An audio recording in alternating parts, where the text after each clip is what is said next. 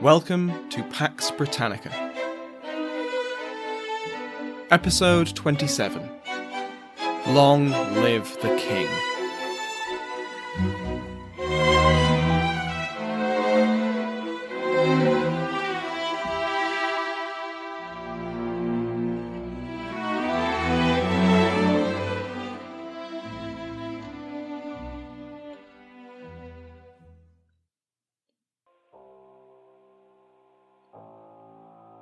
The 22nd of March, 1622, was a Friday like any other in the growing colony of Virginia. The cold and darkness of winter was receding, to be replaced with spring. Like every winter in the New World, it had seen deaths among the settlers, but long gone were the starving times, that deadly winter which a few of the colonists still remembered. The survivors had been few in number regardless, but they had been joined over the last decade by hundreds of new settlers. Whether they had come to start a new life, or merely to make it rich from a harvest or two, their lives revolved around the first great cash crop of the English colonies: tobacco. Spreading out from the first settlement of Jamestown, the English established plantations along the James River, building on land which had been conquered by force of arms by Virginia's first governor, Thomas West, the 3rd Baron de la Warr. Those had been violent times, as the neighbouring Powhatan Indians were pushed back with devastating and often cruel tactics. Peace had come after 4 long years of war, and since then relations with the Powhatan seemed cordial. Trade had grown between the two peoples, although the constant English attempts to convert their neighbours to Christianity often soured attitudes. There was still occasional violence. A high-ranking member of the Confederacy had been murdered by an Englishman just months before this Friday morning, and the Virginia Company's response hadn't been particularly apologetic. And yet still, on this morning, everything seemed fine. Across the colony, the Indians entered settlements to talk and trade and even share breakfast with the English. Yet even as the Europeans and the Americans talked and haggled and broke bread, a warning was racing to the leaders of Jamestown. The English attempts at conversion hadn't all failed, and this spiritual success would reap earthly rewards as a new brother in the faith tried to warn them of treachery. This warning would reach the authorities at Jamestown just in the nick of time, as across the colony, conversations abruptly ended. Traded items were suddenly discarded, and food was left uneaten. The Powhatan struck with the element of surprise, the walls of settlements useless, the guns of militia unloaded, as the visitors picked up knives, axes, and anything at hand, and brought them to bear on the colonists. Jamestown was largely spared through the warning of the Christian Powhatan, but the outlying settlements were devastated. Around 350 colonists, a third of the colony, lay dead in their fields, in the streets, in their homes, and many of the largest tobacco plantations were burnt to the ground before the Jamestown militia could react. Yet, react they did, marching out of the gates to carry out reprisals. The Second Anglo-Powhatan War had begun.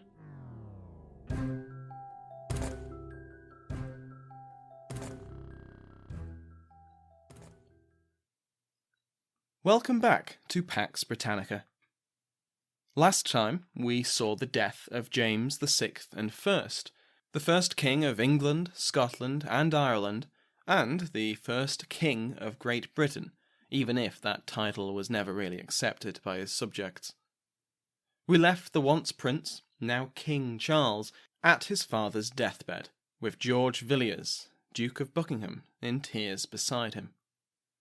The king had promised to treat Buckingham with the same favour his father had shown him, and as we shall see today, this was potentially the first of Charles I's many mistakes as sovereign of 3 kingdoms.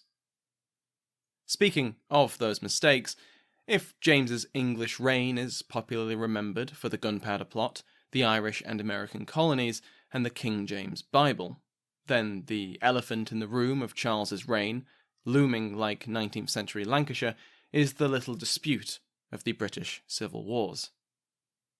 Much like James, though, his son's reign isn't simply a prelude to that conflict. Charles and his subjects weren't just killing time, twiddling their thumbs until they got to the business of killing each other, and over the next few episodes we will go into detail about exactly what happened between the death of James and the kingdom kerfuffle. Today, we'll begin with a brief tour of those three kingdoms and touch on the situation in each, as well as cover some of the administrative apparatus which I've avoided so far, but will come up again repeatedly over the next however many episodes it takes to cover the next 35 years. So before we restart the clock on the narrative, we should take a look at the realm Charles now ruled.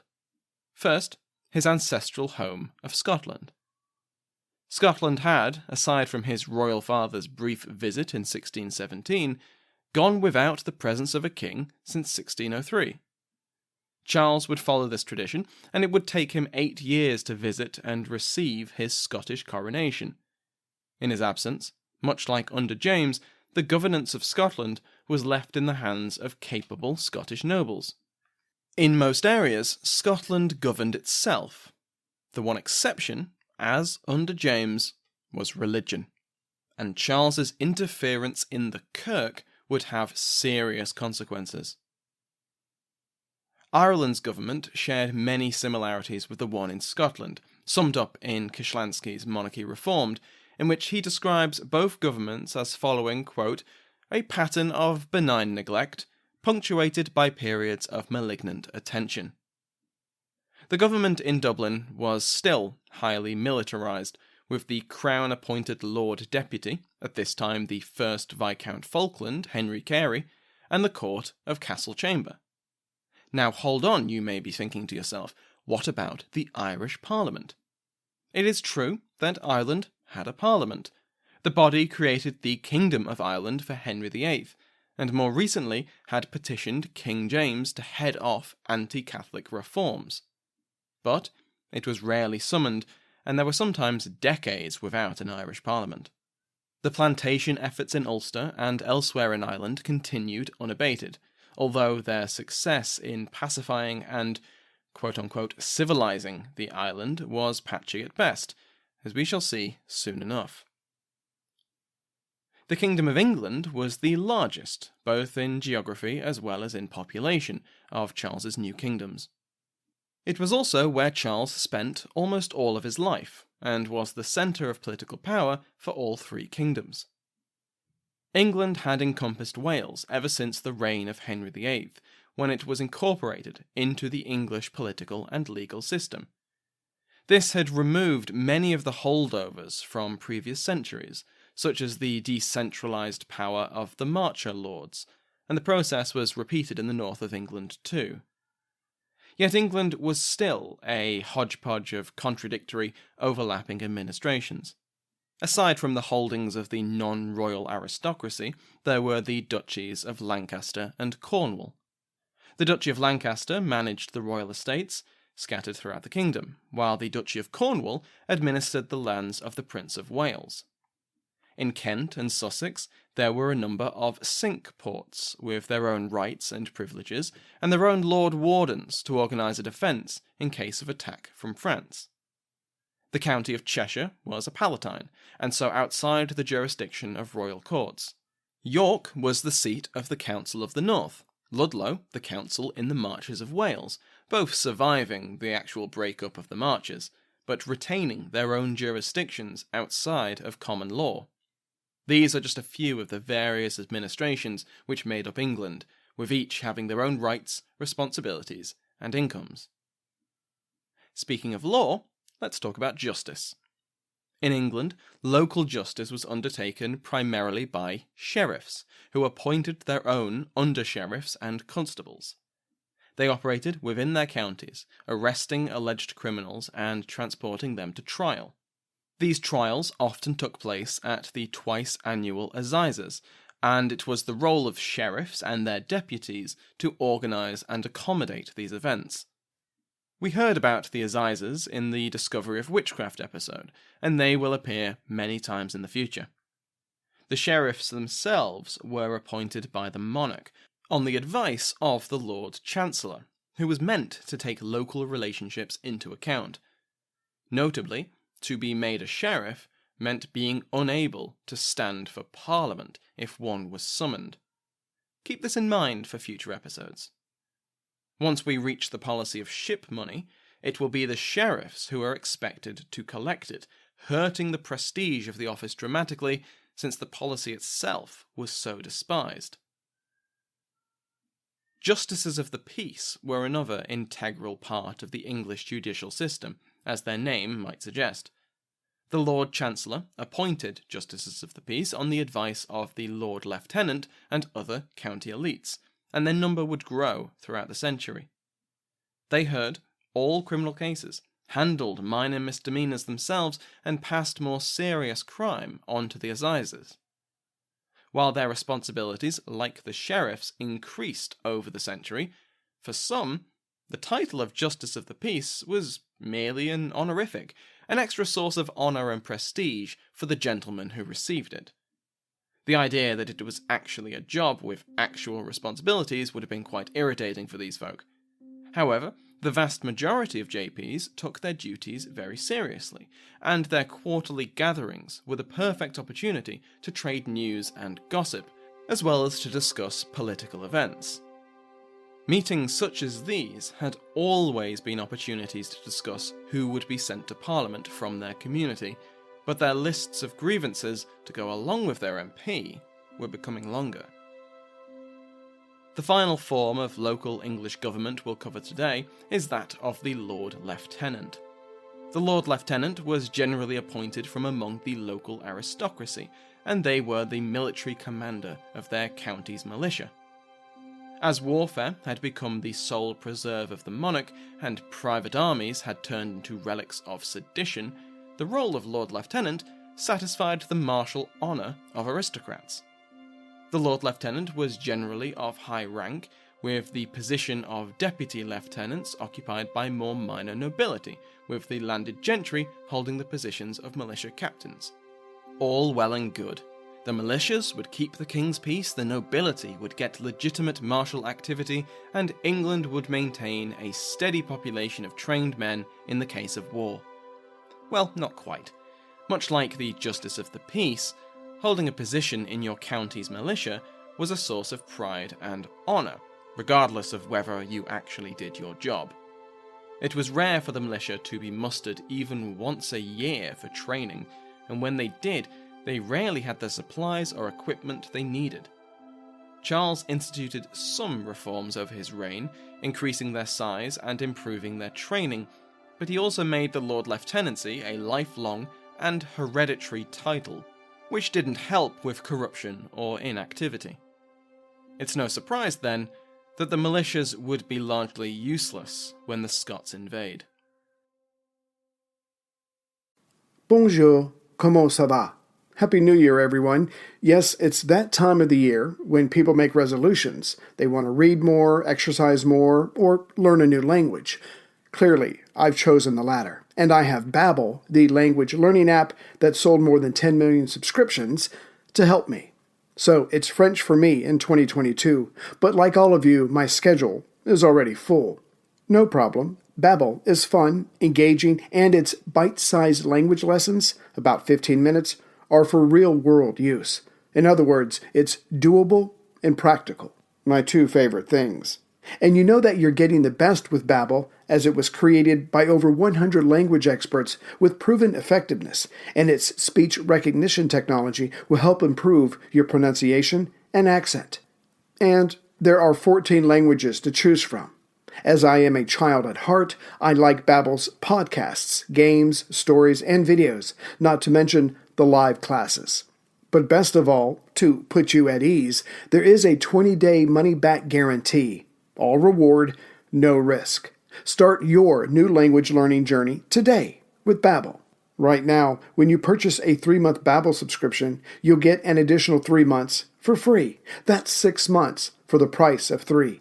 Just go to Babbel.com and use promo code RecordedHistory. That's BABBEL.com, code RecordedHistory. Babbel language for life. In matters of religion, the three kingdoms were no more united than in their politics. Ireland had possibly the greatest variety. The native Irish population, including the Old English or Anglo-Irish, were largely Catholic. The decade and a half of plantation under the Stuarts had introduced a large minority of Scottish settlers, and they were mostly Presbyterian. The English landlords and administrators were a minority within a minority, and they adhered to the Church of England. In Scotland, the Presbyterian Kirk was ascendant, although there were holdouts of Catholicism in the Highlands and Islands. The Kirk was, critical of what they considered popish trappings, such as bishops, worshipping at the altar, and other unnecessary paraphernalia. As a side note, isn't paraphernalia a wonderful word? It's a bit more grand than just saying stuff. Well, guess who had a lot of stuff? The Church of England. We discussed the COE at length in a previous episode, so I won't repeat myself, but Charles loved his bishops, much like his father. Alongside the Protestant conformists were the remaining Catholics, a minority who were more or less quiet, and the Reformists, better known as the Puritans, who were absolutely not quiet. They will play an increasing role in our narrative over the next few months. Bringing the churches of England and Scotland closer in practice will be an ambition on both sides of the border, which would be great if they weren't directly opposed. Before we cross the ocean, we'll cross the sea to the Isle of Man, because it's my podcast and I can do what I want. The Isle of Man last popped up in Pax Britannica when the Stanley family settled their inheritance lawsuit over the title of Lord of Man. Ever since, the lordship had been held by the 6th Earl of Derby, William Stanley. The Stanleys were one of the great families of England and will play a role in the upcoming civil wars. The future 7th Earl of Derby, James Stanley, currently known as Lord Strange, will one day be called the Great Stanley, or in the original Manx, and Stanlac More. In the coming 1625 Parliament, he will be elected MP for Liverpool and raised to the Order of the Bath upon Charles's coronation, as well as being appointed the Lord Lieutenant of Lancashire and Cheshire. At this point, Lord Strange's priority was to restore his family's financial situation, which was still recovering from the lawsuit, and he did so through reforming and, in some eyes, exploiting the family estates, including the Lordship of Man. In the east, the East India Company maintained a few factories along the route to the Spice Islands, having fought against the Portuguese and the Dutch. They continued to bring in vast profits for investors and the Crown through duties, although this would not be forever. In America, Charles's dominions were scattered and small, but growing. In the Caribbean, the island colony of St. Kitts would soon be joined by other English West Indian colonies. In the Atlantic was Bermuda, and along the eastern coast of North America were the colonies of Newfoundland, Plymouth, and Virginia. As we followed events in London, we've skipped over one of the most important formative events that struck the colony of Virginia. Relations between the colonists and the locals deteriorated with the death of the Sagadahoc Powhatan, as well as Pocahontas. With these voices for peace silenced, simmering tensions boiled over. The English repeatedly attempted to convert Powhatan children to Christianity covertly, proselytizing in the guise of education, and early in 1622, a high-ranking Powhatan was murdered by a colonist. After the Virginia Company failed to make amends for the act, the new Sagadahoc, Opechancanock, which I am probably mispronouncing, began planning an assault, possibly the last assault, on the English colony of Virginia. That assault was the massacre I described in the vignette beginning today's episode. The Anglo-Powhatan War was a brutal and bloody affair, joining together the colonists and the Powhatan Confederacy's native enemies. The war would last for years, as no peace really held up. Sometimes this was due to the Powhatan peace delegations being poisoned, stabbed, and shot, but even when an official ceasefire was declared, violence continued as both sides raided the other. During these years, the colony of Virginia underwent a significant legal change.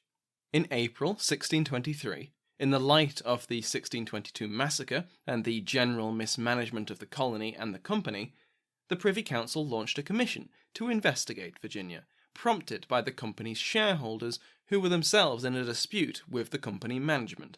It also ordered the Virginia Company to aid their investigations as well as send help to the colonists engaged in their fight, but by this point, despite the commercial success of tobacco, it was bankrupt, and the company refused to meet its obligations. The Privy Council then suggested that the previous charters be revoked and the company fall under the direct control of the Crown, as it had in 1606. The company refused. Finally, the Attorney General began the legal proceedings to annul the company's charter. In May 1624, the Virginia Company ceased to be, and Virginia became a Crown colony with a Crown-appointed governor. However, it maintained its General Assembly of elected representatives to advise him.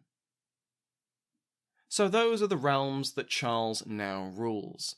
The king is dead. Long live the king. If you recall, the last mission of the Duke of Buckingham, which he was in the middle of when the news reached him that James was on his deathbed, was to marry Charles to the Princess of France, Henrietta Maria. In November of 1624, a marriage treaty had been signed between the two courts. We touched on the details of this arrangement last time, but broadly speaking, the French were promised wide-ranging religious concessions, from the construction of a Catholic chapel in each royal residence for the princess and her household to use, to the relaxing of anti-Catholic laws. Some of these promises were fulfilled, such as the chapels, whereas others were not, specifically toleration. The disappointment on both sides of this arrangement would cloud the marriage in its early years. Never minding the death of James, the marriage proceeded as planned.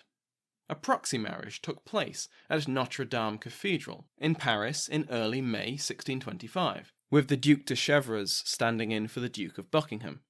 A proxy marriage, if you will.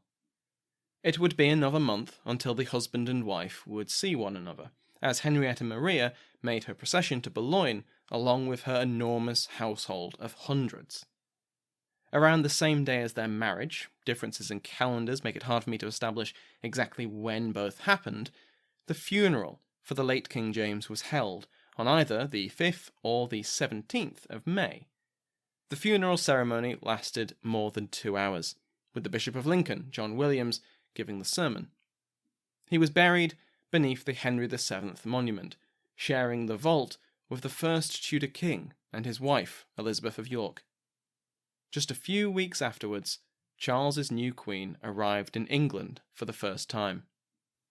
Henrietta Maria arrived at the port of Dover and was greeted by her royal husband and an entourage of English notables. The English described her as having a combination of sweetness and wit, in the words of the Oxford Dictionary of National Biography. Not bad for a 15-year-old in a foreign country meeting her husband for the first time. She was by no means meek, as shown when she entered the royal carriage and found that there was no space for her lady of honour, laying into her English hosts for the slight. Nevertheless, it appears that early attitudes were warm and friendly between the two parties. But the business of state could not be put off forever. Next time, Charles will call the first Parliament of his reign, having wisely put it off to avoid preemptive criticism of his Catholic marriage. This Parliament will last just over a week, and become known to history as the Useless Parliament. A few days after the last episode, Pax Britannica surpassed 100,000 downloads, just over half a year in. This is incredible. Thank you to all of my listeners, new and old. Special thanks to those who have taken the time to leave a review. They're all lovely to read, and hopefully more than a few people listening right now chose to do so because of those reviews. Also, in roughly a month's time from when this comes out, on the 12th and 13th of October, I'll be speaking at Sound Education, the educational podcasting conference held at Harvard. If you're in the area and fancy a look ahead in the narrative, I'll be talking about the American colonies during the British Civil Wars. I'll also be on a panel, and there's a history podcast meetup, including Mike Duncan. It's going to be a lot of fun, and if you're interested in finding out more, go to soundeducation.fm. Thank you to the peers of the realm, the royal headsman, executed today, Her Grace the Duchess of Devon, Michelle Gersich, His Grace the Duke of Clarence, Rory Martin, the Most Honourable Marchioness of Scullion, Lady Jennifer, the Right Honourable Countess of Shrewsbury, Elaine Dickens, the Right Honourable Countess of Surrey, Jean Buckley, the Right Honourable Earl of Oxford, Christopher Grogan, the Earl of Somerset, Brendan Bonner, the Countess of Cornwall, Belinda Clarence, the Earl of Hereford, Christopher Remo, the Earl of Dunbar, Angus Wilson, the Earl of Southampton, Alan Goldstein, the Earl of Northampton, Justin Drowns, the Earl of Nottingham, John Toogood, the Earl of Worcester, Alan Goldstein, Stephen, Earl of Warwick, and the Earl of Bradford, Richard Liddell. Remember that you can join the peerage at patreon.com/Pax Britannica. Thank you to Sounds Like an Earful for providing the music in today's episode, my entire House of Lords, and to you for listening.